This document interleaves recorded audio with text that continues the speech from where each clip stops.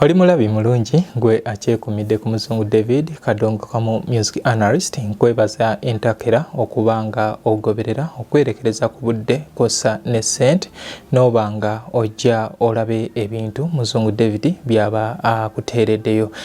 Nze Muzungu David Kadongo Kamu music analyst nkusaba nti ngoberera ku YouTube.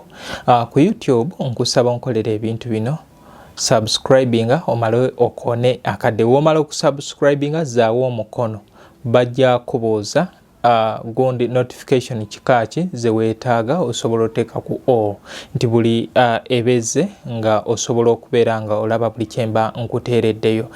Commentinga ebintu bye tuba twogeddeko mu programu eyo nsaba nfune reaction iyo, then sharinga ate likinga. Ku Facebook nkozesa Muzungu David Kadongo Kamu music analyst, nako nkusaba nti commentinga, likinga, sharinga naye nga okufollowinga teweerabire. Era abantu b'oku Facebook mbeebaza nti mwebale nnyo, mwebalire ddala. Ndowooza okuva ku lunaku lwokubiri wiiki eno ewedde okutuusa leero nfunye followers abapya 1,000.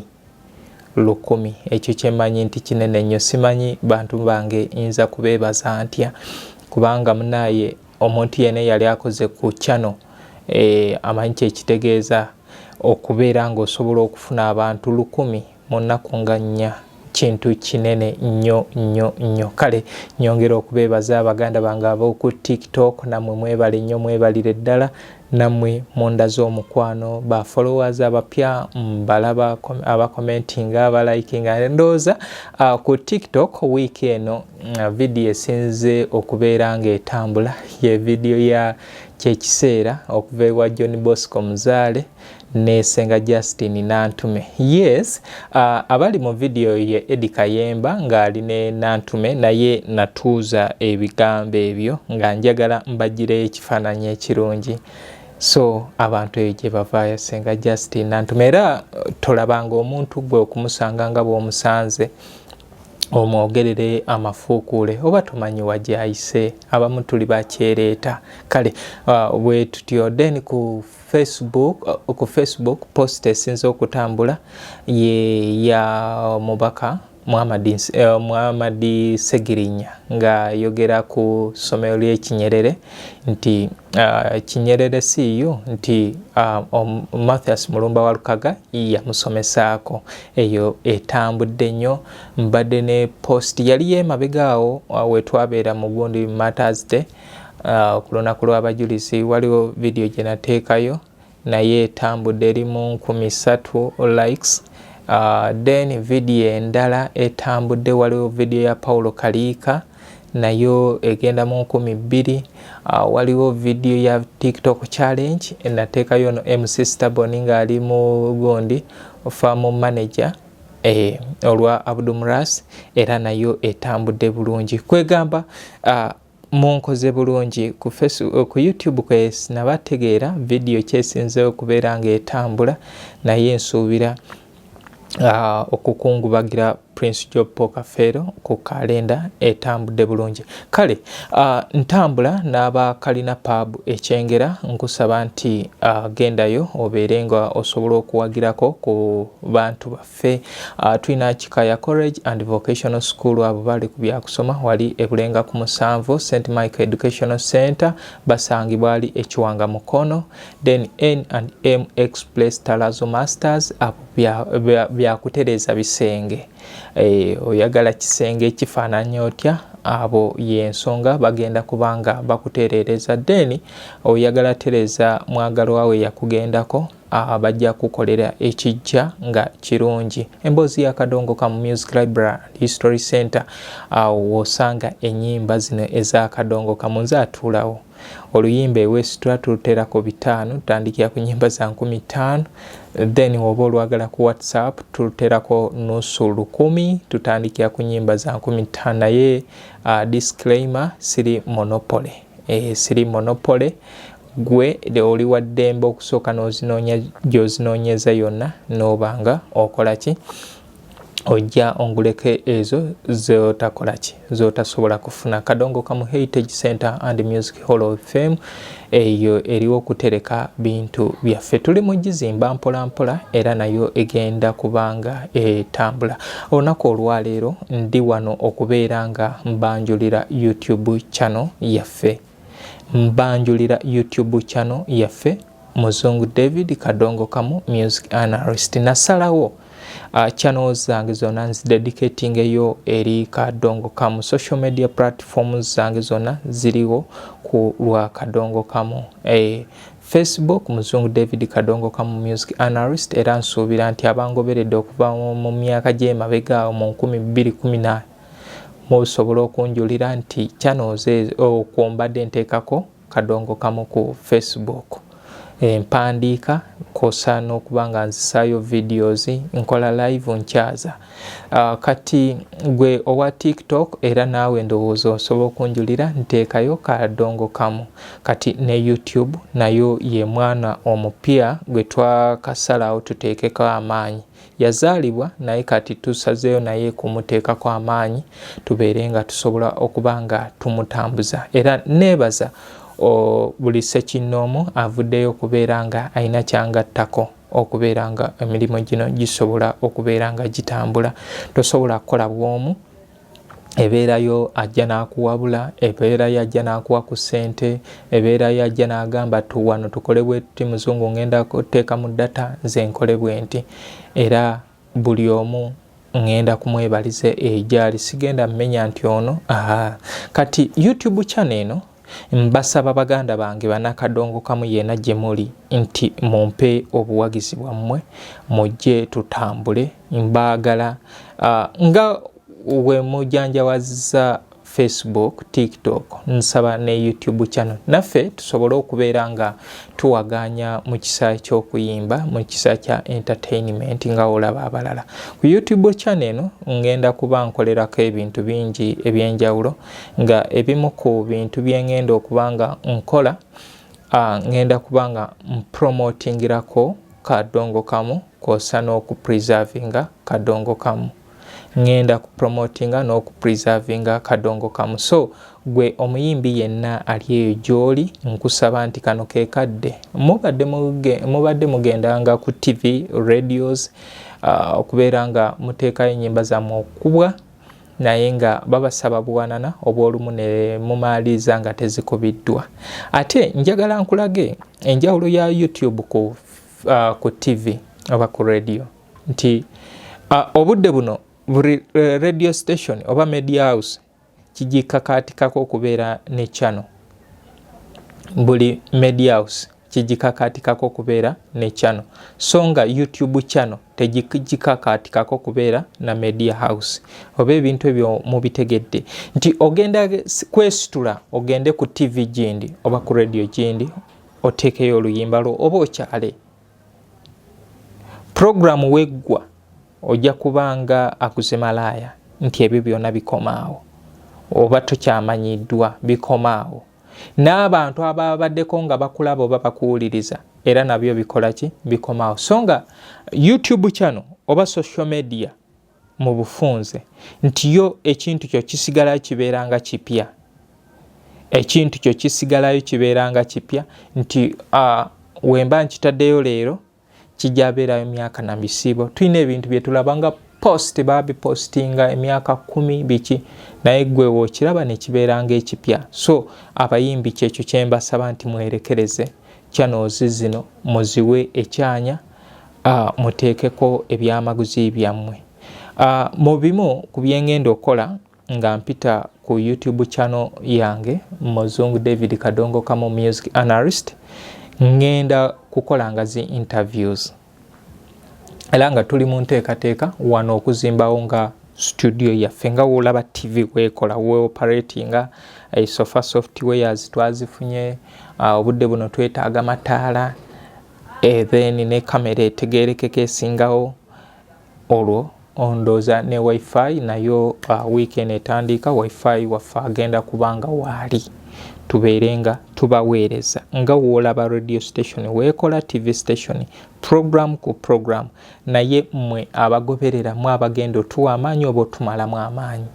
So mbasaba nti mwerekereze. Omuyimbi ali eyo nkwaniriza wano ojje tutuule tunyumye, nyumiza abantu. Oba omanyi okusuna endongo ate ekyo kijja kunkola bulungi. Tuteekateeka mu byo tugenda kubeerangamu ne programs ez'ebivuga oba omuyimbi ng'ayimba. Nga abali ku nnanga bali wali, zigita zaffe ziri wali, omuyimbi otuule oyimbe. Ebyo ebintu bye twagala okubeeranga tukola. Kubanga tutuuka okunoonya ebivulu tetubiraba, naye nze nganze ngenda kubanga ebyo ebintu mbibakolera. Ekirala tusaba abalina obulango mujje mutuwe ku bulango, mujje mulangire ku platform. Kiri kye mbagambye nti social media zikula ate kati lyekkubo lyetukutte. Mbasaba mujje tukole ki? Mutuwe obulango tubeere nga tusobola okulangira ku channel zino, tulange products zammwe. Nti product gye nnanze leero kya emyaka n'ebisiibo, naye nga ogenda ku TV station simanyi oba obulango bwe twawulira nga tukyabuwulira, naye nga ku channel yo bukola ki? Busigalayo. So mbasaba era nebaza abo bentambula nabo, Kikaya College School, St. Michael Education Center, Kalina Pub Ekyengera, tulina N&M Express Talazo Masters, abo sofa betulina Emboozi ya Kadongo kamu ne Emboozi ya Kadongo kamu ne Kadongo kamu Heritage Center. So mbasaba naawe ali eyo jangu obeeranga mpagidde mu kifo eky'okujja nkusaba eky'obwereere wakiri mpa omulimu nkola ogwo nange. Kati mu byo ebirala bye tugenda okubeera nga tukola mulimu okuleeta baana bitone kw'ossa n'okuba nga babangulwa quality ya Kadongo kamu ajjudde ebinonogo ebya music waffe. Nti ku channel kuno ekyamazima kijja kutwalira obudde okuyitawo, tujja sooka kubangula tulabe otuukiridde okubanga okola ekyo ky'olina okubanga okola, olwo tukole ki? Tukuleete ku YouTube channel ya Muzungu David Kadongo kamu Music Analyst, oyolese ebyo by'olina okubeera nga okola. Then abo betunaaba tuleese baana bitone bajja kuba balina quality wa music waffe ge twagala, kubanga tugezaako okubeera nga tuzimba enono eri eya Kadongo kamu eyaliwo etakyaliwo. Naye ng'ekibuuzo lwaki bano abasinga baana bato bazze ku mugigi guno ng'ebintu byadobonkana? Kati buvunaanyizibwa bwaffe tulinako idea okubeera nga tukola ki? Nga tuzimba abaana abo okubasikiza bakadde baffe bali. Then kino kijja kukolebwanga mu nkola abo ebimuku kati abo baganda baffe abaana betugenda okubanga tuleese abapya, tujja kulaba butya bwe tunaagezaako okubeera nga tumanaginga abantu abo, tubawe platform then tugezeeko n'okuba managinga okubeera nga basobola okubeera nga bayimbi abatuukiridde. Kino kijja kukolebwanga mu nteekateeka ez'enjawulo ezinaaba zitunuuliddwa mu maaso awo, okulaba butya bwe tugatta quality ku baana bano nabo ati bongere okubeera nga kikolebwa okubeera nga kigasa Kadongo kamu. So kino mu kukola ebintu bino abano abaana tugenda tunuulira categories ez'enjawulo. Categories ez'enjawulo tulina abagenda okubeera ku miramwa gy'obufumbo, okukola ebintu webityo. So tugezaako okubeera nga tugezaako okuzimba ekintu ekiyinza okubeera obaolyawo nga kya buwangaazi si kyakugwira. Then through Muzungu David Kadongo kamu Music Analyst tulina okubanga tugezaako okupreservinga Kadongo Kamu. Era ebimu ku bintu bye tugenda okubeera nga tupreservinga ate era nga tupromotinga Kadongo Kamu, ebintu byaffe ebyedda tugenda kuba tutandika okubyolesa abantu bategeere ebintu ebimu ku bintu bye batamanya. So gwe ali eyo omuyimbi, ali eyo omuwagizi, omuweereza wa programu ya Kadongo Kamu ku TV, ku radio, omukubi wa bivuga, kyonna mutegesi, tukwaniriza ku YouTube channel ya Muzungu David. Naye mbakubiriza mu byonna tigezaako nnyo okubanga endongo ogimanyi, tujja kubeera nga tusobola okubeera nga tutambula. Kale okwo kwe kusaba kwange nti mutuwe amaanyi, gye munaakoma otuwa amaanyi naffe gye tugenda okukoma okubanga tubakolera ebyo bye mwagala. Tugenda kubanga tukola omulimo ogwo gwe mugenda okusiima, tugenda guwa obudde. YouTube channel eno ebeere nga buli kadde tuteekayo content, buli kadde tuteekayo content, buli kadde tuteekayo content ow'enjawulo. Kati mmwe abalina otuwa amaanyi oba otumalamu amaanyi, naye nga tubasaba mugoberere nga mugoberera biri ebirala ne kino nakyo tugezeeko okubeera nga tukigoberera. So bakadde bange abayimbi abapya n'abakadde wendi okubeera nga mbaweereza, tugenda kunoonya abo bakadde baffe abaava mu kisaawe eyo yonna gye bali, tugenda batuukako. Abali around bagenda kubeera nga bajja, tubeere nga tuperforminga, tubeere nga tunyumya emboozi eya Kadongo Kamu. Wali emabega bangi babadde batuukirira abayimbi baffe naye nga babaagala mu content, naye nga tebalina ku kisaawe kyaki nti oba kya Kadongo Kamu, naye nga obaolumu ebyokuteekayo bibabuze n'agamba tugende ku Muzeeyi Sebata, tugende tukole ki, tumubuuzeeko kino ne kiri bo, naye nga si lwa bulungi bwa kisaawe. Kale ekyo kyengezaako obasaba baganda bange nti mwerekereze mutugoberere ku YouTube channel yaffe eya Muzungu David Kadongo Kamu Music Analyst. Naye nagiri emikutu emirala TikTok ne Facebook naye tubasaba okubeera nga mugezaako okutugoberera. Kati tulina bannaffe ba TikToker, mwebale nnyo, mwebalire ddala okubeera nga mugatta ku kisaawe, naye emboozi ezo tusobola ozongerayo okubanga tusobola okukola ki, okukuza ekintu kino ekikolebwa. Tugezeeko okuvumbula na bino ebivumbuddwa namwe mubyongereyo mu bantu bammwe, kubanga ekisaawe kye tuweereza kigazi, ekisaawe kye tuweereza kigazi nnyo.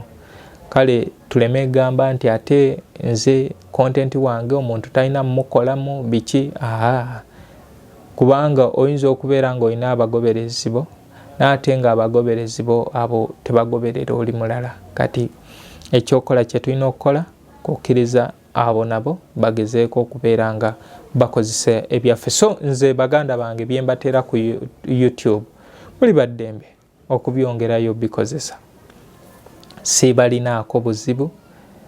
Tugire tukole ebyo bye tulaba nga bisobola okubeera nga bikola ki, bitwongerayo mu kisaawe.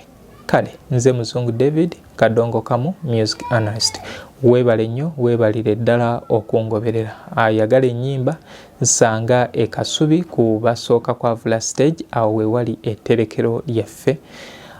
Ne wano tugenda kubeera nga negenda kubeera studio room yaffe. Sofa software yafuniddwa wali zi machine waliwo eno i5 naye tetumala, twetaagayo nga 2 ndowooza nenafunayo i7 ejja kubanga esobola okunyamba ezi screen tuteekewo, era ndowooza abanajjako okukyala mujja kubanga mutujulira ekyo kye tuzimbye. Mwebale nnyo, mwebalire ddala.